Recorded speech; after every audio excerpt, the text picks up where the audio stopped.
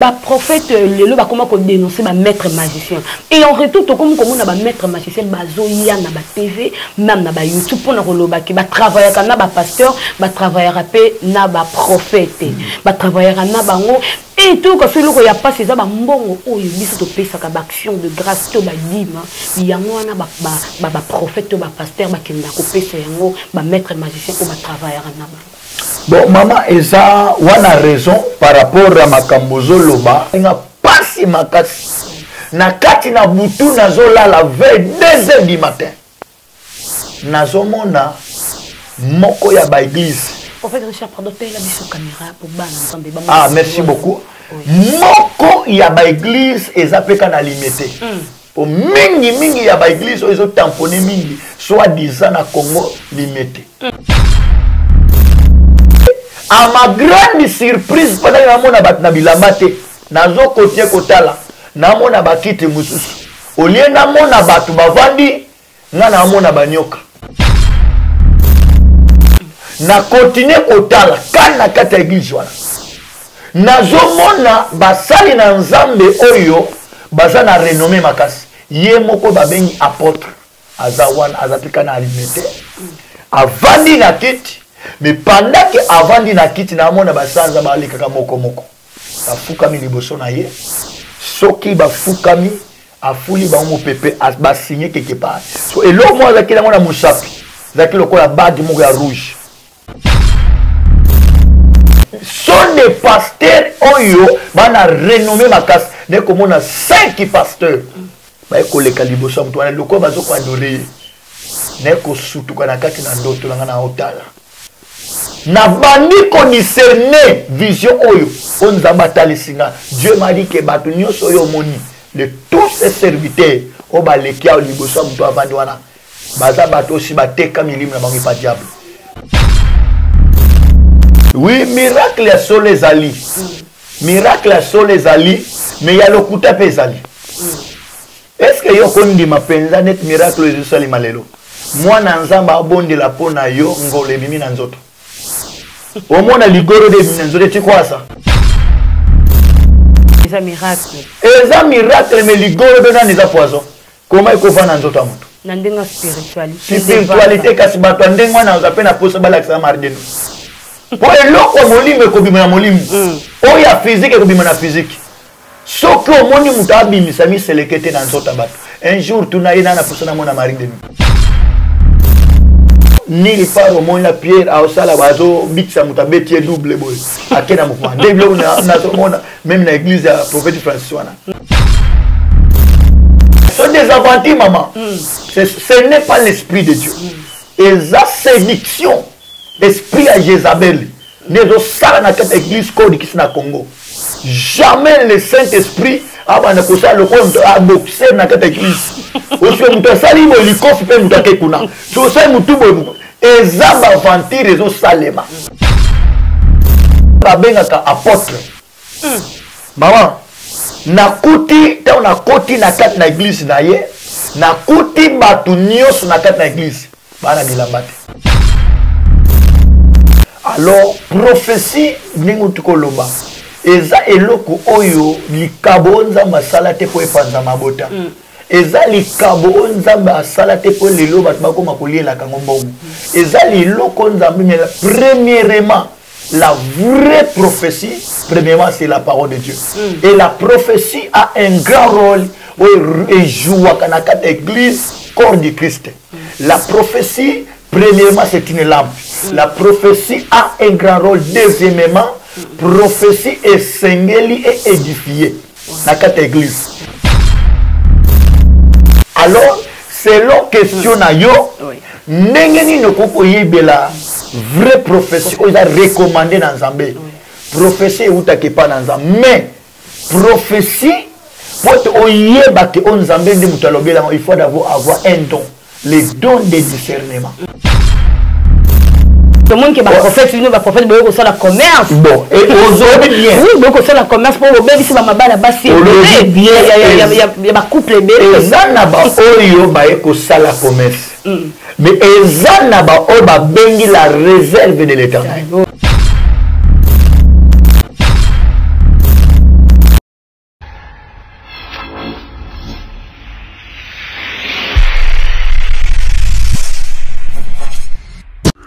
Afrique International TV. Tout le monde, Bolanda Afrique International TV. Bossa abonné, momona bilo, kwa kitoko yaya. Bokota kota, Bolanda bemiswa kitoko yaya. International et Africa TV. Ah, chaîne lengi ya boye bazui wapi, mama. Afrique International TV, na usenga bossa abonné. Bino bouta l'émission. Bossa abonné, au cliquer quand pas commis abonnement ça na rouge. So vous cliquez rouge et longwate. Au cliquer au mona rouge et longwate. OK na ngonga mo dans la pembe na au cliquer pe. OK place ba tchaka boy j'aime. O tche j'aime. Et puis o tche peut moi commentaire. Reste de vous retrouver encore nos abonnés de Afrique International TV. Bonjour, bonsoir, ça dépend de l'heure à laquelle vous allez capter cette émission avec votre humble sympa Lorraine Kibibi, autrement dit, à de la presse, dans le esprit positif. Un grand merci à lui si je vis, c'est grâce à lui. Et pourquoi pas tous ceux qui me soutiennent moralement, spirituellement. Là, je vois directement ma mère spirituelle, Maï Kawalobi. Longo Nene, pourquoi pas Djogo Kevin, mon âme, autrement dit, au Makambo. Continuez toujours de vous abonner sur cette chaîne. Vous ne serez jamais déçus avec votre émission 100% LK polémique. Balobi 100% LK polémique, émission Nabino Bonigara vraiment mingi. Y'a on a vu ça Rabino, beau s'abonner, beau s'abonner, beau aimer, beau commenter, beau liker. Merci à tout bazo ko s'abonner, bazo commenter, bazo liker vraiment. Et ça m'a vraiment plaisir. Il y a trop l'élo LK de la presse, ça y est mon côté. Azo accompagné na moto na Nzambe balobi le prophète Richard Nimi babi le prophète Richard Nimi vraiment yende trosola na vraiment makambo ebele concernant makambo ebele lelo tozomona vraiment balobi makambo ya ba pasteur ba prophète ezo nimisa makambo ebele yango lelo vraiment toyambi les prophètes de la nation on a bengi bongo la bouche autorisée de Dieu tika to kena vraiment bongo na émission na biso to bimisa toujours kakaba vérité to lobela makambo ebele to parle mingi sur le miracle boni ba miracle et ça la mérébé na ba domaine ebele makasi biso na bino ko to découvrir et le roni pasteur prophète Richard amene biso na mokona là je dis un grand merci à mon boss le code Eric Kabongo le code Eric Kabongo merci à toi mon réalisateur sans plus tarder Montréal si vous êtes de cœur avec moi déjà Fongo Elanga Yamba le prophète Nimi bonjour bonsoir. Oh, bonjour, bonsoir maman. Boni papa. Ah, Nzamba Zosunga Biso. Amen. En tout cas, Kitoko Nzamba Sunga.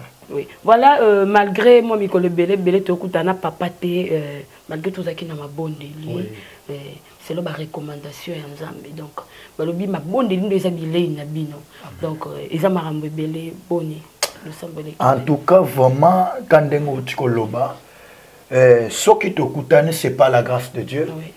Parce que na makasi na biso to croyait comment on a été pour ba circonstances ils allaient qui est belé donc quand ndenge na otiko loba vraiment tous alla qui na katia ba mabondeli selon recommandation Nzambe parce que mingi ngana kota ba retraite so ki Nzamba lobelinga so Nzamba ko prière normal les alla quand prière ya retraite nazaka sala kango par recommandation alors vraiment na uti kokuta na ba circonstances et belé yango sala qui vraiment que ti lelo to kutana te donc vraiment la kikati ko luka elongi na Nzambe maman merci beaucoup vraiment. Voilà, merci beaucoup vraiment prophète Richard Nimbi balobi prophète Richard Nimbi il y a vraiment tous années ensemble prophète Richard Nimbi lelo to remettre un peu ko sulaka na ba sujet moko mibale le ubana Nzambe ba mitungisa makana ngo vraiment makasi ba se poser vraiment ba question ça vraiment bien peut solo là na ye moko prophète Nimbi to parler sur le miracle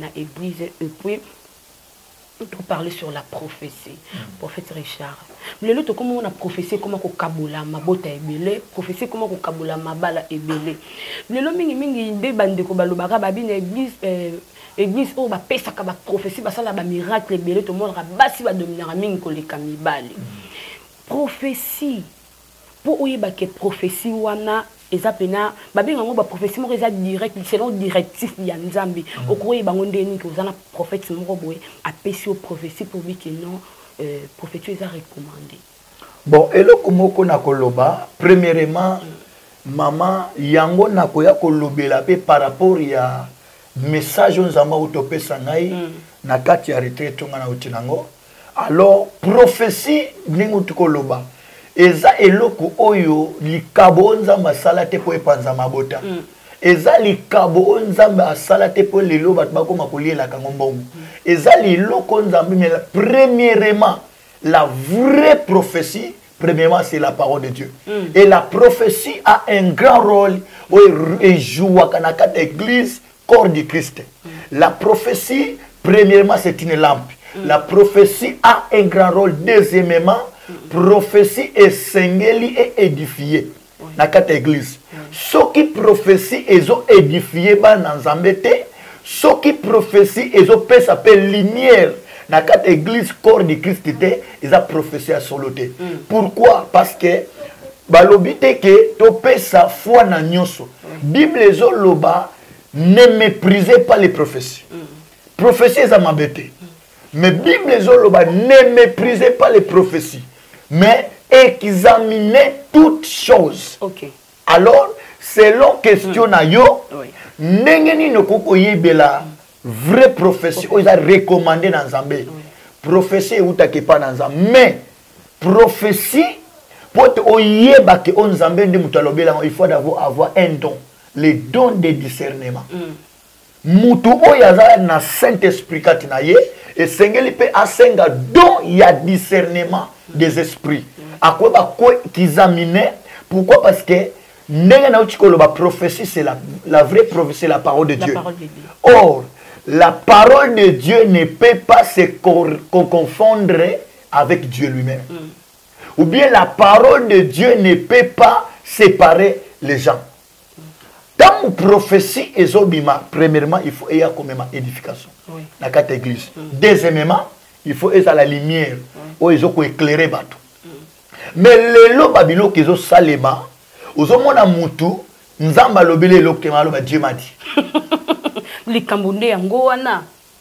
Ce qui tout à dit le prophète Richard ban et belé ba comment ba fazer le lisa cause ya prophétie et nazoni mo muke simalelo et comment obi kete nazona posana kuta na prophète Richard mais pona kuta na ne c'est tout un problème le to comment ko somba prophétie na mbongo pona kuta na pasteur il faut mama leka kuna na bureau somba besoin jeton pesa mbongo bo prophète ça va sokola pona il faut bénir mbongo pour pesa.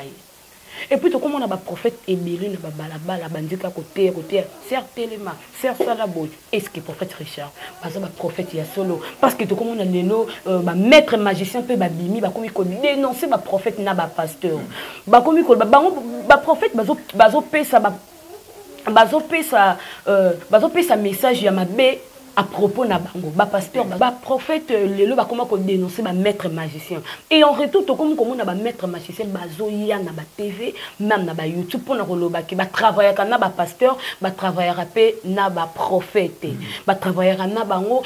Et tout quand celui qui a passé ça ba mbongo oh biso to pesa ka ba action de grâce to ba dima, yango na ba prophète to ba pasteur ba kenda ko pesa yango ba maître magicien ou ba travailler na bango.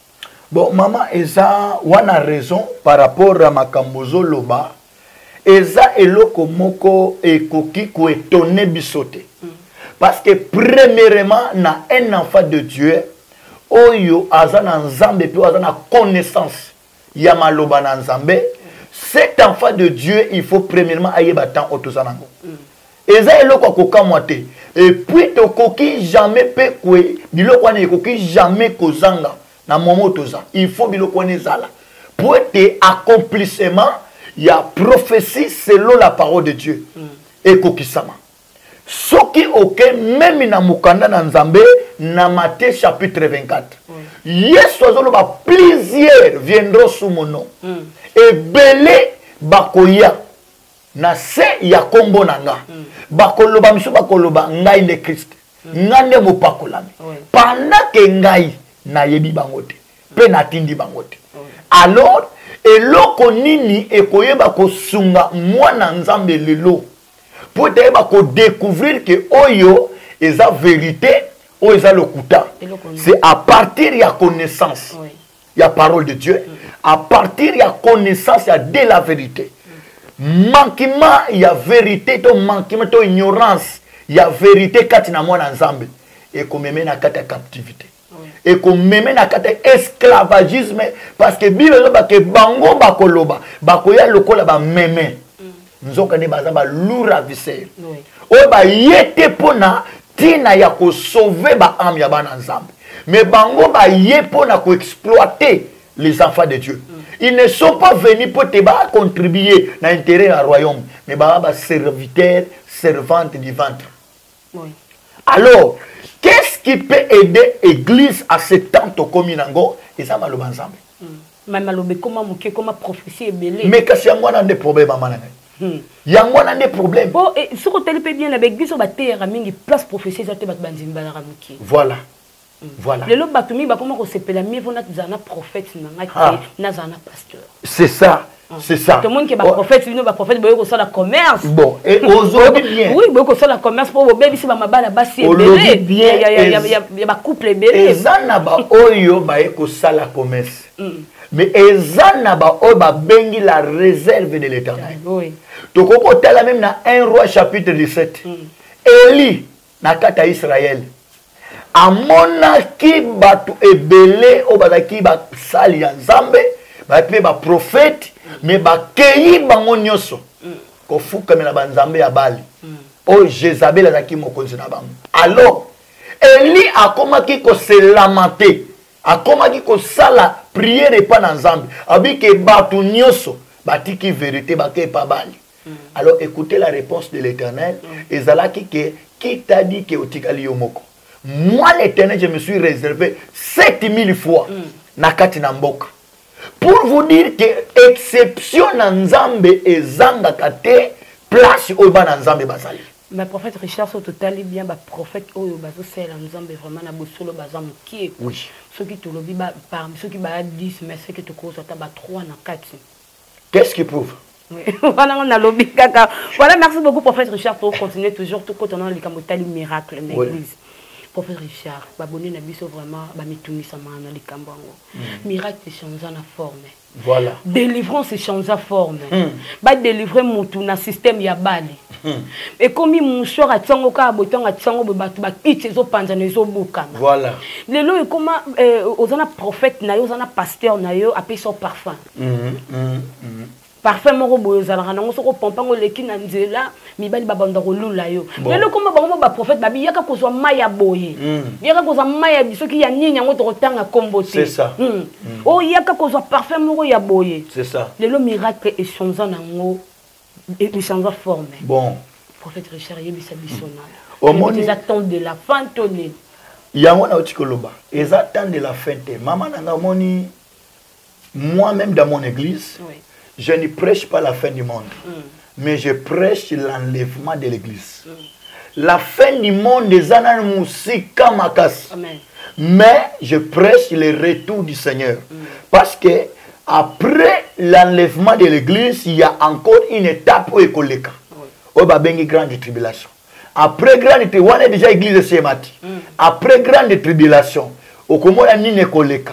Tokoleka na moment babengi réconciliation d'Israël. Israël va se réconcilier na Yahweh Nzambe parce que na moment oyo Israël ba na Nzamba solo te pour le moment. Ba yebi vérité te pour le moment ba aveuglé. Mais il y aura un temps où ba ko sosola que non, ils ont abandonné la vérité qui est Jésus-Christ. Ba ko ba se réconcilier. Wana église corps du Christ eza déjà na mapata na époux Jésus-Christ. Même biloko na na lobela. Alors moi na Nzamba solo eloko ne ko sunga na ta otuza. Biloko otiko loba wana Bible zoloba boko yeba bango na misala na bango. Nzete na nzete ko yeba na mbuma nango. Alors bazo sala biloko wana or Bible lobi que toza édifié sur les fondements des apôtres et des prophètes. Jésus-Christ Pierre angulaire. Ce que par rapport ya biloko oyo vraiment bantoma basala. Bantoma selo bango bazalo kwa modèle na biso. Makambo basala biso bango de photo imité. Lelo ni par au monde la Pierre a osala bazo bitsa mutabeti double boy. Akena mouvement. Deblo na mona même na église ya prophète Francis wana. Ba bloqué ça sont des aventures maman. Ce n'est pas l'esprit de Dieu. Et ça séduction esprit à Jézabel. Nezo sala na cette église code qui na Congo. Jamais le Saint-Esprit a banakosa le compte a boxer na cette église. Aussi mutasali bo likof pe mutakekuna. So sai mutubo ezaba aventure ezo salema. mais pendant que bana nzambe parce que bato nyonso bazo ko appliquer ba biloko wana ils ne sont pas de Dieu. Toutes les églises au basali na nzambe bazali bazo ko sala ba jande ngwana ils ne sont pas de Dieu. Maintenant au komona bango moko bana nzambe bazana kana sika wana baza aveuglé. Ata olobeli bango que votre prophète, votre pasteur aza nzambe te bazo boya. Bazo défendre mabe. Pendant que ozo yebisa ye makambo isa vérité. Ya so boyango. Donc ils ont aveuglé mobimba l'esprit à domination ne biloko na yo koloba par rapport à message on nous a passé na kata requête na ngai. Donc ils ne sont pas de Dieu. Merci beaucoup au prophète Richard message ni au mimé le peuple de Dieu pendant un moment où nous allaki na mabondeli. Ngai nazalaki na kati ya mabondeli na kati ya mabondeli na nga nazalaki na retraite ya 7 jours de prière. Pendant que nazalaki kobondela nzambe premier jour nanga nasalaki ngona intendance. Deuxième jour nanga nasala ngona intendance. Troisième jour le Seigneur m'a dit quitter ndako. Na yoki mungo na quitter ndako. Na continuer kobondela nzambe. Na komi na troisième jour na continuer. Quatrième jour ne sikon nzambe aotali sanga na butu mama monde se baby makasi. Monde baby makasi pe salinga pasi makasi. Na kati na butu nazola la veille 2h du matin. Nazomona moko ya ba église. Prophète Richard, pardon, tu as la caméra pour bana nzambe. Ah, merci beaucoup. Moko ya ba église ezapeka na limité.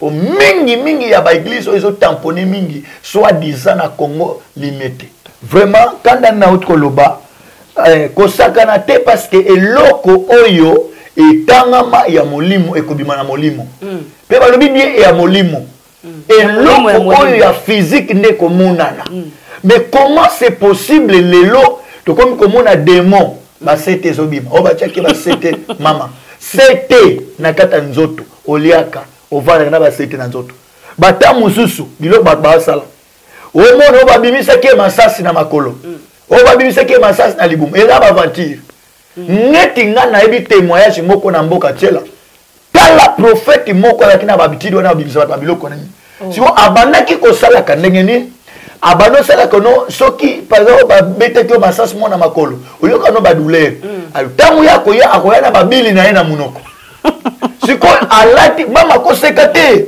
ayena babili na munoko siko bike awa nde babetaki o masasi tangu akoswa yo pesa na nko tangu akoswa yo arura beni abo akibila liboso yo ozoki pesa po ye sala bongo sala na likama mbongo te mama ba ventire ko makasi ayeli susu asui yo yami balekoi yami satu te akotanga mama monaki siko etie na 2000 moko me faut pesa sacrifice sacrifice woni faut to bimisa babili woni parce que ndenge ba terme sika ce sont des bêtises ce sont des aventures yango yesu azoloba ke nzete na nzete bokwe bango na mbuma nango.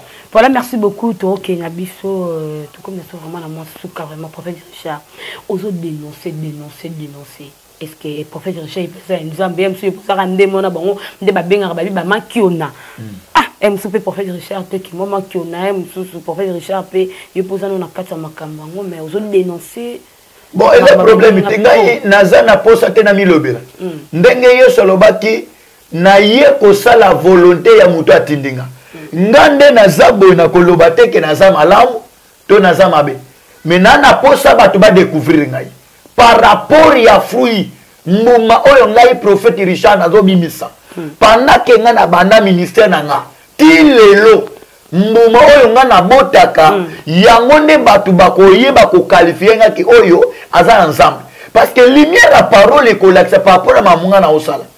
Mouton yebi parole yebi ko discerner azomone que non, ça c'est la vérité, ça c'est les mensonges. Parce que maman nanga elika, le seul moyen oyo mouton ko détecter les mensonges, oyo mouton ko détecter les faux, c'est la connaissance de la vérité. Ce qui osa la vérité, c'est possible et c'est facile pour te détecter que ça c'est les mensonges. Parce que le kuta ils ont que la vérité basani babalusi. Le kuta est la vérité, mais ça dit babalusi yango. sikoyo soki oza mutu oyebi même ntango bazoloba ke bazali baye na baposo ya meme mais nzoka nde baza balure ya visere mais nzoka nde lu nkoi oyo alati poso ya meme po ete yo odécouvrir fo si bamanzaka na ye ntango yokosi oza kodise okoyeba ke aza na ememe te po meme azalaka na manzaka te mais okoyeba ndenge nini bizaleli mama bizaleli ya basala nzambe musali na nzambe kolanda prédication te po soki olandi mateya parce que bato ebele ozoyoka zoteya la sanctification ebele ozoyoka zoteya la pureté et puis mosusu ozomona mpe alati bien lokola mosantu mais landela ye na sese bible ezoloba mabe ya bamosusu eyebanaka facilement mais oyo ya bamosusu po to découvrir ezalaka facile te mais prophète Richard Maté a fait changer le comment on sauté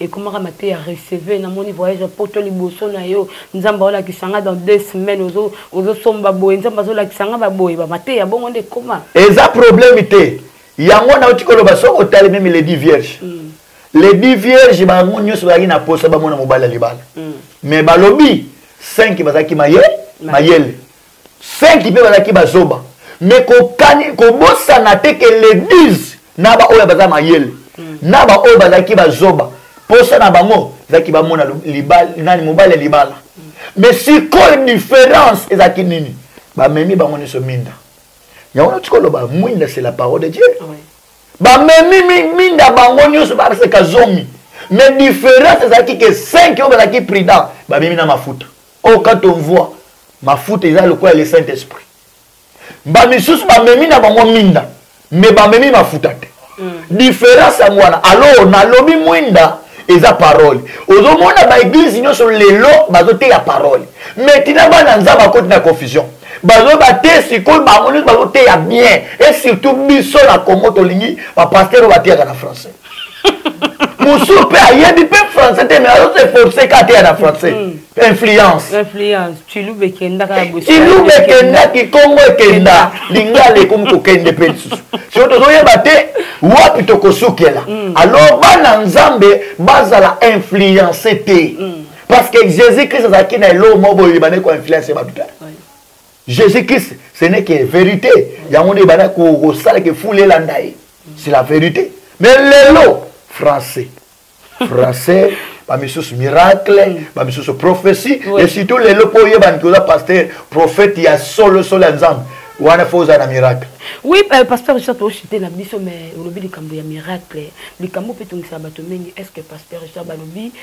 moto ya kufi azasu na relation te na ba ibaza na bomo mais le to comme on a ba prophétesse na ba prophète lelo ba koma konsola na bato bakufa et puis bato bakufa ba koma pesa bango ba message ba koma memela biso wana za ba esprit satanique es moto akufi bible landa mama lumière la parole de kosunganga na yo bible zoloba il est réservé pour l'homme de mourir une seule fois après vient le jugement c'est comme moto akufi bible lobi que il est réservé pour l'homme de mourir une seule fois et bongi sami na moto akufa mbala moko après jugement yi c'est quoi yo zo que sona moto akufa mamo et sona ce sont des démons ba démon na bango ba esprit impur o ba utiliser wa moni ba sola même ata olali ozoloka papa no akufa yene ozoloto yo kasi sai eza esprit na ende ba otambusa ou bien ba latin esprit na ye mais yi akufa quel libela et ados de la jugement dernier donc soko moni mutu azoke sola na ba akufa yé moka muta ba science occulte. Voilà, merci beaucoup, pasteur Richard. Ça fait vraiment débat. L'internet fait n'ingani. Moko ka yaba sali nanzambe, to moko yaba prophète. Babi banga moko wana ba côté kuna to tanga kombote.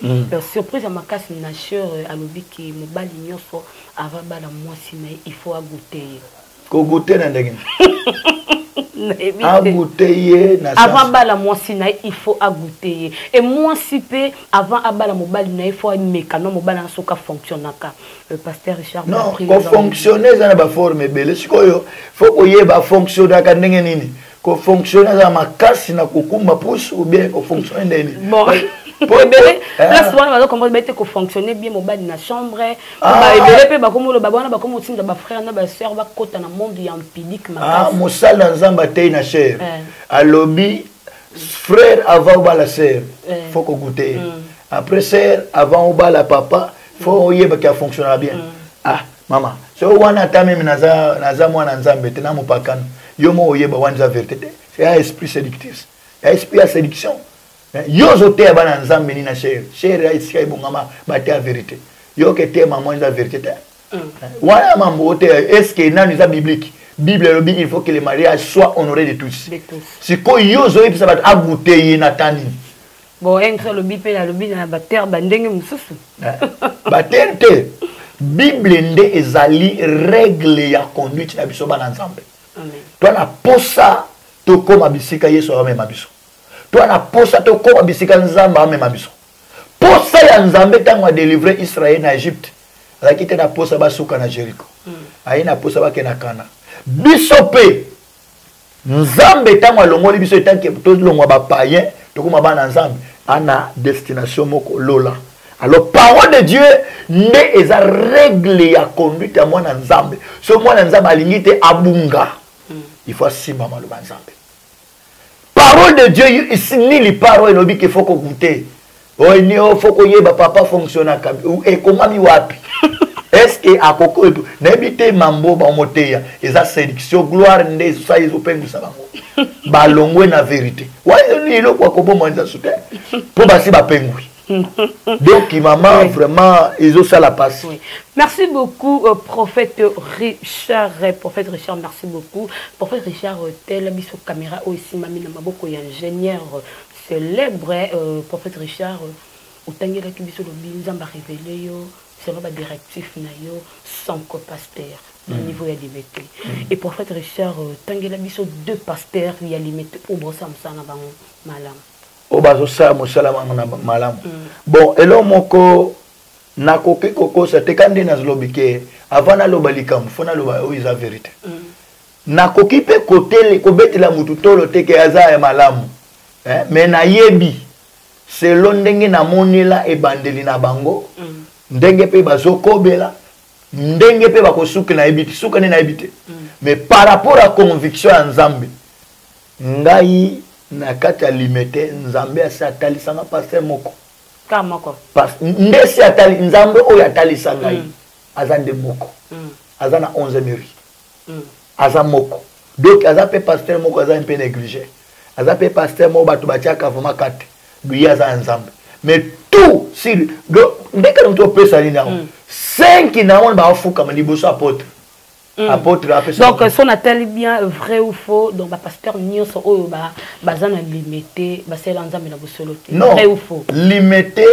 na bité ke ba nyonso ba mabe mais na oti ko lo baba oyo nzambe alakisanga déjà ba vrai za moko mais na bité ke ba nyonso ba ayebani pete mais ba o ba yebani ba za mabe ba za 5 oyo nzambe alakisanga mais na bité nzambe o alakis oyo nzambe révéla kabiso izala rapona biso bato mais o nzambe bombaka ezalaka pona gloire na ye nebi ke nzambe azana te ko bomba ta ini partie o ezaki aya yende bombama yango zoloba mimi na Eli qui t'a dit que otikali yo moko pour dire que ezala ba open nzambe yebaki na Israël ona ba fuka meli balite bazana kata Israël mais nzambe boy ko yebisa ba ke entel pe azali aboy ko yebisa Eli mais bazalaki déjà donc na yebi ke limité ba réserve nzambe zali mais ba fonde baleki ba fondi baleki pe ba osa ba miracle ba scandale ebele alors nakolobaka bana nzambe ba lembate bana nzambe ba la décourager te soki mwana nzambe mama Elika soki mwana nzambe lobike ba sa nzambe ba décourager biso par rapport à ba scandale par rapport à ba vanti ba osala Bible zoloba il est impossible que ba scandale ezanga il était moi nzambo azoloba ke ba pasteur na ba prophète ba lemisi biso eza ignorance parce que habite tant aux anangota il faut que ba faux pe bazala parce que comme na tango asuka c'est le prophétie la Bible mais scandale ekoya mais malheur na mobeti silibako ba oyo nde bazobeti sabana nzamba baku bango nde bakozala j'ai très sévèrement et pas dans ensemble Merci beaucoup, prophète Richard Ezala, qui vraiment plaisir, il y a vraiment ensemble. Non, on a vu que n'a pas béni, on a vu que bateau bazota là vraiment émission na biso baza déjà béni, moto na moto azu par naie, prophète Richard ba dédicace na yo na bato tout bazo landayo, numéro de téléphone et puis appel nini ozo lancer na bana na nzambe nyonso o baota la yo partout dans le monde. Alors vraiment quand ndenge na otiko loba to sala ke bana temps auto kominango, vraiment pour to komina temps moko oh, ils attendent vraiment, il y a ma belle macasse. Il y a ma belle macasse vraiment. Donc, comme il y a ma belle macasse. Vraiment, merci beaucoup, maman Nakai. Il y a un monde qui na pour son alouba. Ba dédicace na yo na batu nyonso o bazolanda yo puis appel ni nous lancer na ba na nzambe nyonso bolanda yo. Premièrement, appel na ko lancer na ba na nzambe. Bana na nzambe baza la prudent. Pe ba yeba il faut ba milengele ya liboso. Que malgré nous tout ça là, mais Jésus revient bientôt. Bientôt on a balobé cause la un jour. Bientôt on va cause la une année et cause la un mois. Mais babito ça la qu'après tango nyos. Près auto cause la tango nyos pas to éviter temps. To cause nyos dans mon kilo c'est bien parce que ndeng peut tout ça bon miracle les a peut m'abêter. Miracle les a bien, délivrance les a bien. Ndé tout ça la peut ba service à bato. Bana nzambe belé ils ont des problèmes. Neti mama moko ngo sala service na mama wana a musika mais mama wana ba amona kana kati na nzoto ne pe na makonda ye eloko mo ezotambola ye so ebandi ko tambola na makolo e mateti na kati ya libumu e tambola ezongi tina mokongo mama wana atangi mibali na kati na vina ye awuti plus ou moins na 10 mibali mama wana za Amérique na Canada.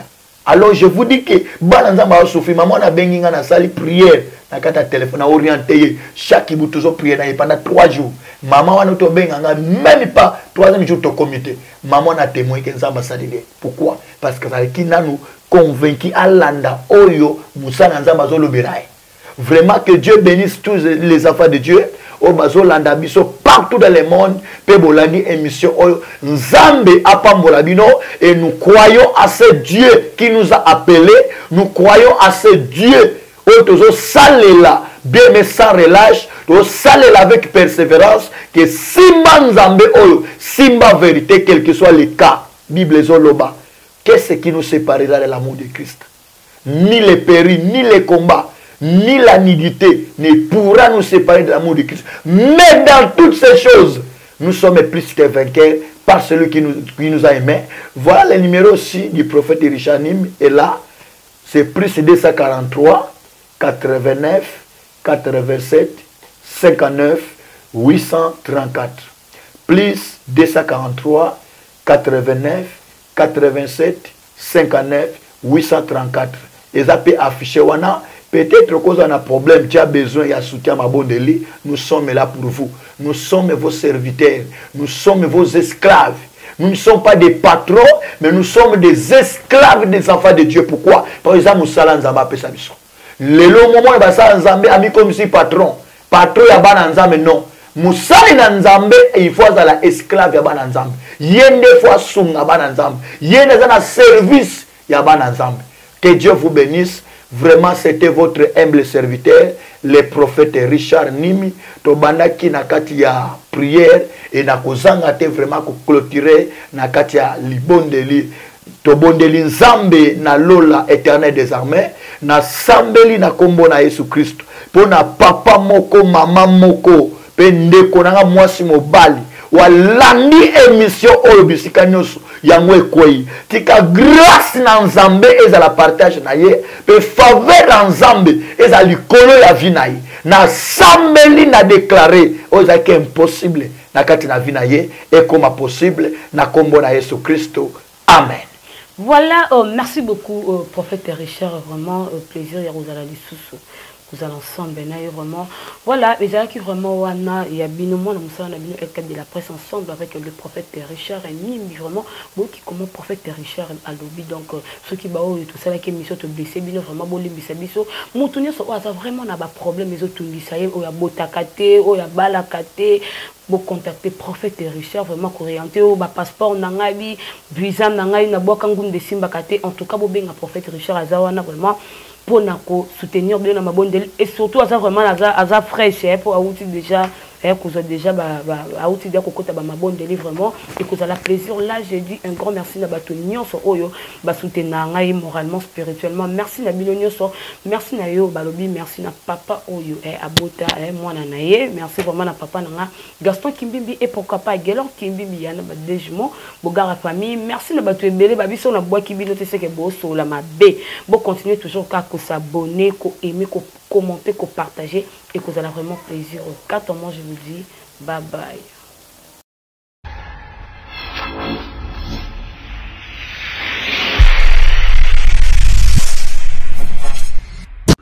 Afrique Internationale TV.